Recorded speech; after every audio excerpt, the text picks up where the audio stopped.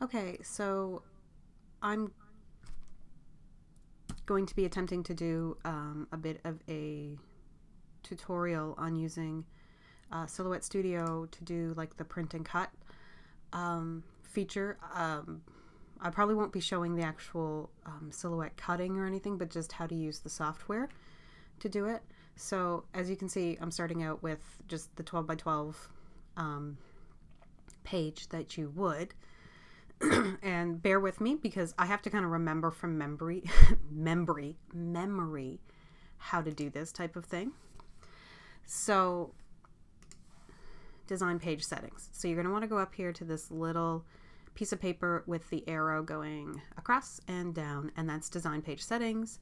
And you're going to want to set it, if you have a 12 by 12 printer, you can set it to that, but my sheets aren't 12 by 12, so there's not really any need to do it. And I'm just going to do it manually as opposed to using the little scale thing, because that will take forever. So you can see it's already doing what I need it to do. So hit enter, make sure that it actually takes it. So I put 8.5 by 11 because my printer paper that I have is 8.5 by 11. You're still keeping it on the cutting mat 12 by 12. Portrait. Now you're showing the cut border, and that is the little red line around here. That's your cut border, but your print border is different. So your print border, you're going to want to show your print border, and it's a little hard to see. You can actually remove the grid in view, grid, show grid, and then click it off. So now you can see that's your print border. So everything has to stay within that. It can't go all the way out to the edge. Like the edge would work if I was just cutting, but I'm not. So the next thing you're going to want to do is go to the next one, which is a sheet with little corners on each edge. And this is your registration marks, and you have to have this because the Silhouette uses it to identify where to start cutting after the print. This is the biggest thing you have to remember, is you have to do the registration marks. So basically they're going to print out on the sheet. I'm just picking Cameo because that's what I have, type 1 Cameo. So there they are there. And so it's going to print out that little square and the line and the line. And when you print out your paper, you print out your sheet, that square, that line, and that line will be on it. And then when you put it back onto your cutting mat, and of course you stick it down the same way you would a 12 by 12, right in the very top corner, the top left-hand corner, and put it through your Silhouette. When you load it and send your outline to cut, it is going to read these registration marks. It already knows that you're doing print and cut now because you're going to print through your Silhouette software, but obviously you're not printing out of the Silhouette, you're printing out of your own printer. So now you can change yours, and I did. So you can see it defaults to 0.625 inches, and this is the lowest, this is the smallest you can go, is 0.34. At least on mine, that's the furthest I can go. And I did do that every time that I was doing my practice ones.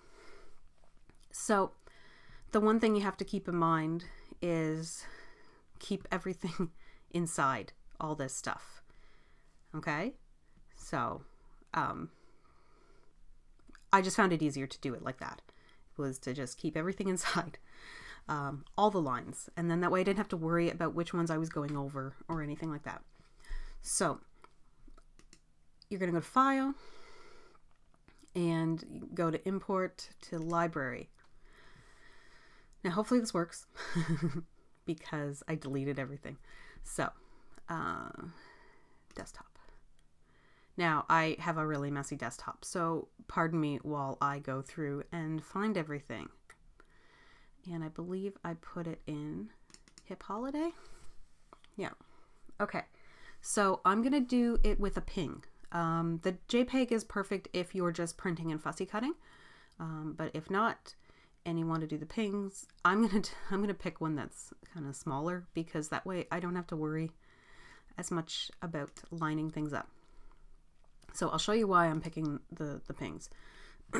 Now here's kind of the trick. First, hope that it shows you your library, which sometimes it doesn't. I don't know. I have so many issues with using my Silhouette, because I only know so many things on it. So I'm here like, okay, so can you show me my... So I just closed it. I'm just going to go open up my library. It should be there. There it is. Of course, as you can see, the whole thing's huge now. So, yay. Can I get it to move? Or am I just going to have to close the whole thing? This is what gets me.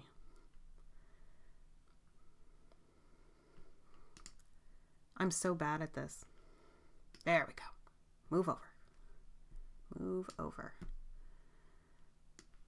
You'd think I would know how to do this stuff because I work with like Adobe Illustrator and Adobe Photoshop and stuff like that all the time.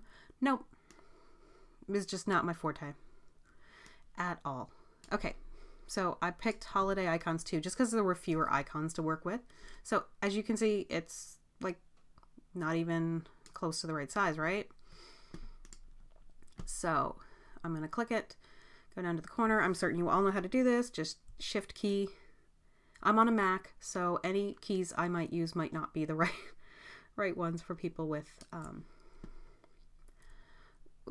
PC. So I'm just going to, because I have to remember that I have the outline too, right? And the outline has to be within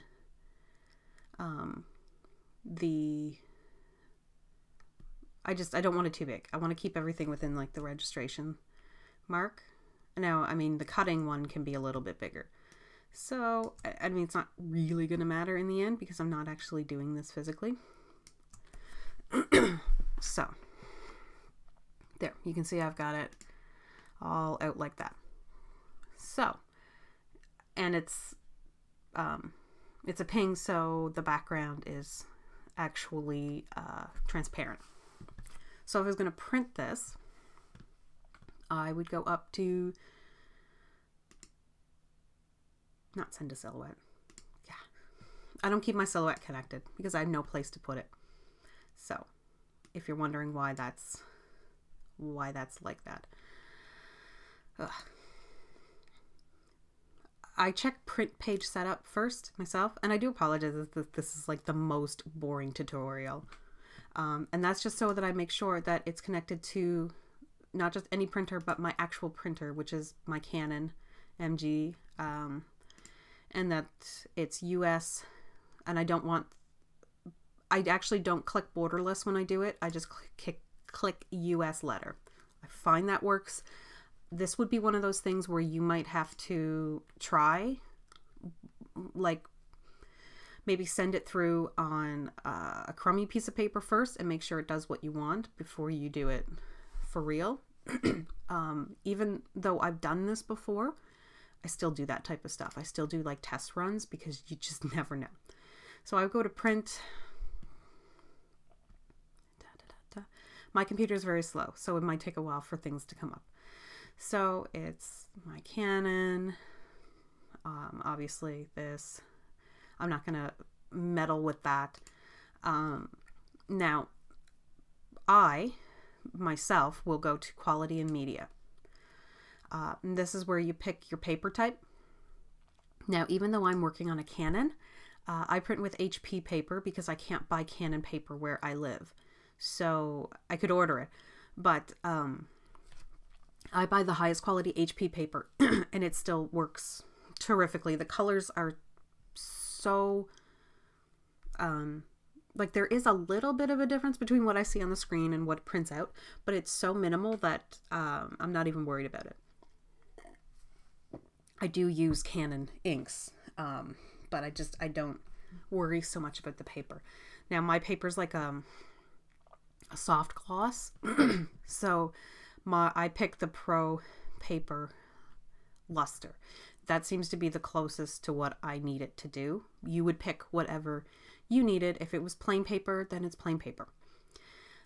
Or other papers, you might be able to pick it. Now, I mean, plain paper, keep in mind, this would be one of those things where if you're going to print on cardstock, everyone's printer is different. And what you see on the screen, once those inks absorb into your paper, your printer will interpret colors differently depending on your quality of printer, even mine.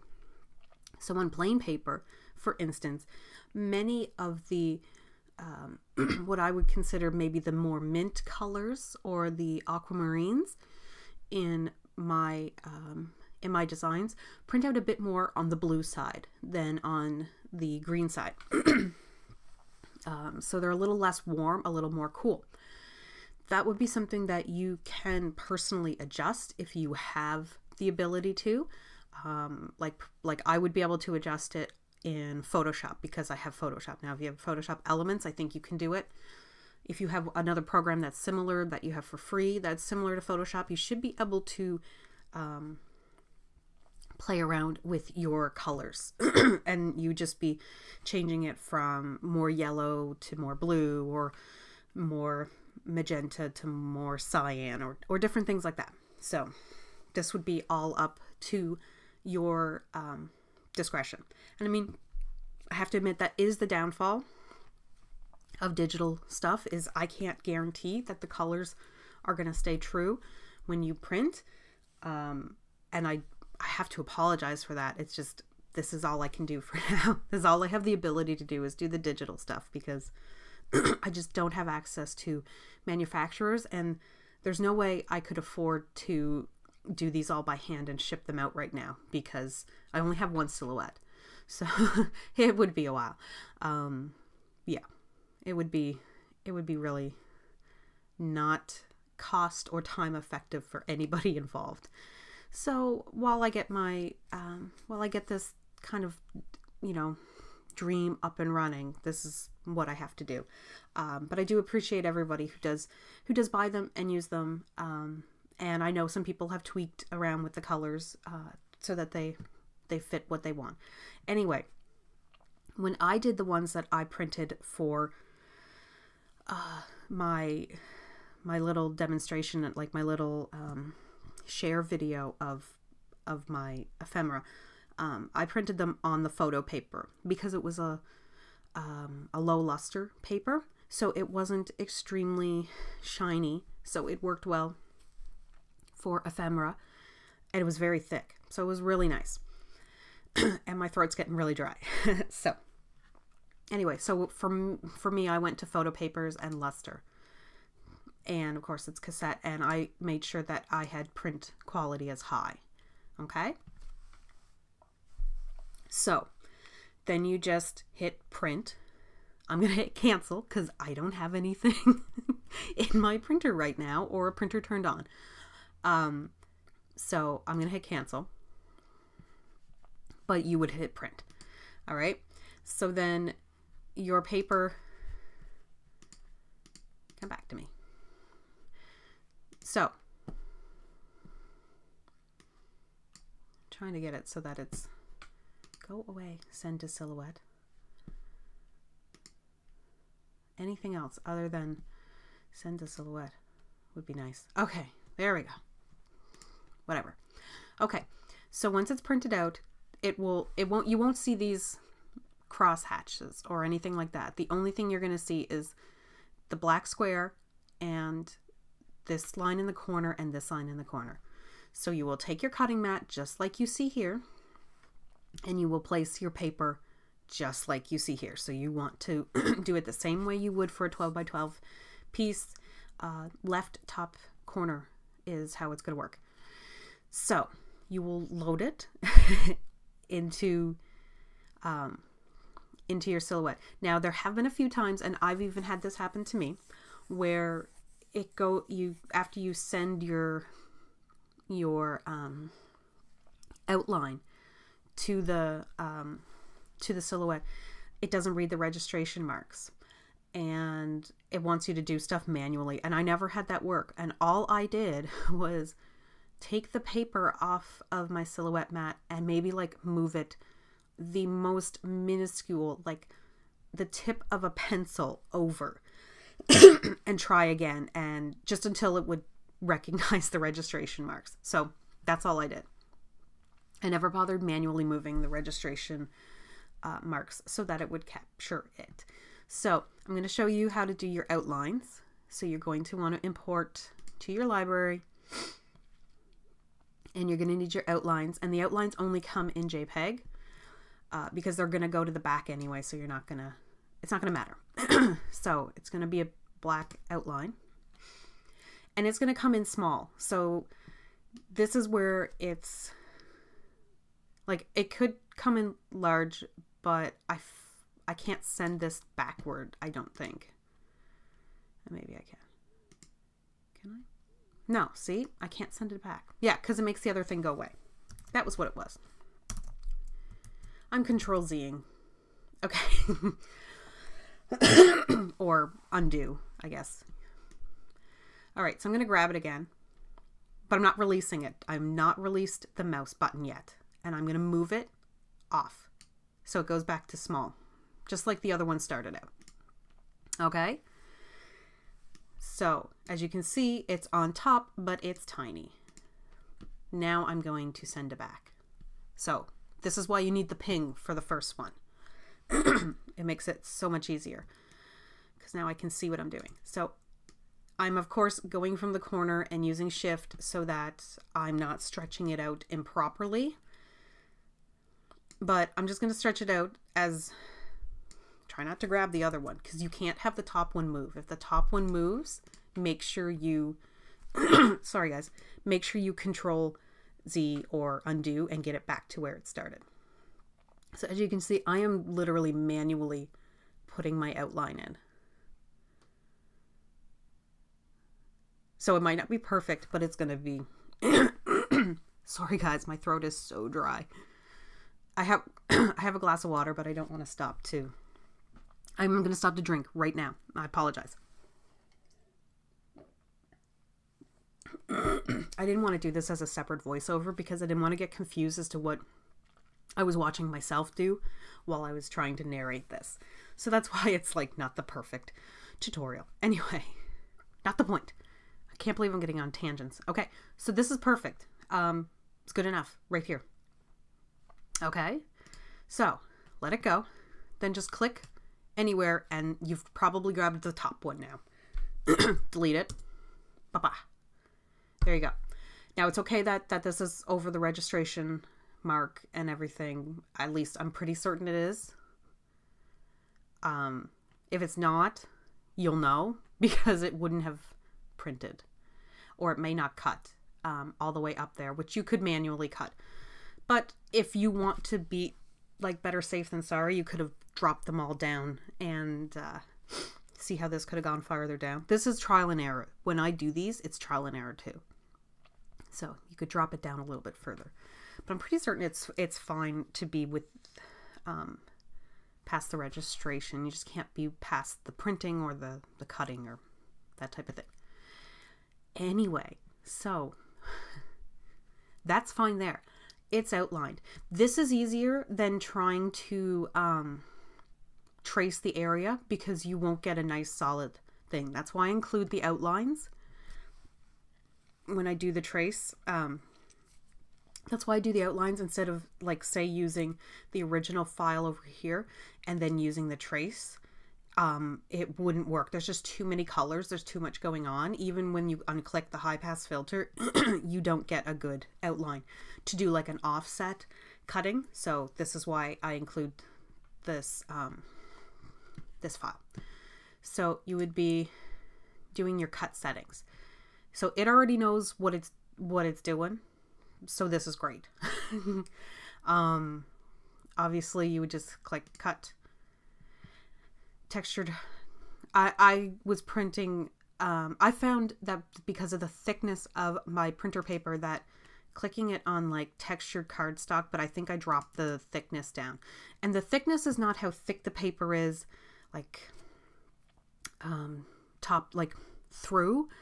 It's how dense the paper is, like the fibers are together, which can be kind of tricky to understand.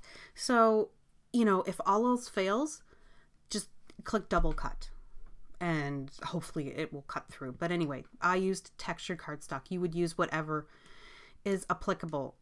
If you did it on like pattern paper, like plain cardstock would be a heavier cardstock. And you can see the thickness. The density is different between a textured cardstock and a plain cardstock. Because a plain cardstock is probably going to be a little bit more in the weight of 65 pound. And a textured cardstock's 80 pound. And if you're printing it on really thick stuff, then you're probably going to need to ratchet up your blade, maybe 1. And you might even want to slow down your speed, and your thickness would be more. So as you guys know from cutting on different items, this would be what you would make your decision. Now, what I did was obviously do the textured cardstock. That was what I found worked the best. I definitely had to do that with trial and error and on photo paper, which is not the best thing you want to do trial and error on, but I wanted to make sure. So anyway, so I didn't do double cutting with mine. And that was only because I knew it would cut through. So I didn't have to. But the next thing you do would be click send a silhouette. And it would be done. It would do this. It will cut your... Oh, wait. No, you have to... Guys, can you believe I forgot to do this? Yeah, you still have to select your trace area. I cannot believe I forgot. Oh, it's late. Okay? So, I cannot believe I forgot to do that. So there you go. Haha. Trace. That was so sad. My tutorials are bad. There we go. This is what you want to see. Wow. All right. There you go. That's what you want to see. And then cut. It's going to be a bad tutorial if I can't even get the stuff right. I'm sorry. Anyway. And then you just send. And once it reads the registration, it will do the rest. So I've already got it where it's thicker because this was larger. So it should, as long as this reads your registration, it will work. I have not had any issues once it read my registration marks that it worked. So anyway, that's it. That is how you would do all 3 of them. Make sure you use the pings, the .pngs, and yeah, that is about it. Have fun, guys, and hopefully this will help for any of the future stuff that I put out. So, all right, have fun making stuff, and I will talk to you later. Bye.